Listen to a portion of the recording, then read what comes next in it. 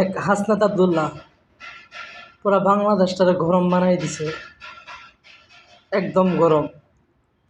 জীবনের প্রথম শুনলাম যে আমরা প্রত্যেকটা মসজিদে মাদ্রাসায় নাকি খেজুর দেওয়া হয় সরকারের তরফ থেকে।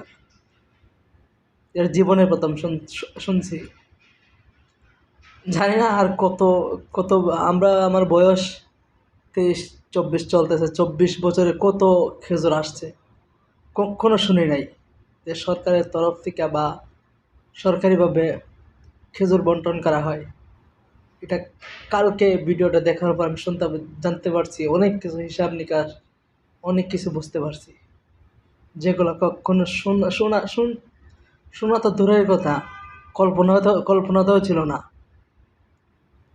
এটাই হাসনা, এটাই জেনজিদের পাওয়ার, এটাই হচ্ছে নতুন প্রজন্ম, এটাই হচ্ছে নতুনত্ব, যেগুলো আমাদেরকে ধারণ করতে হবে, যেগুলো আমাদেরকে সাহস করে লড়তে হবে।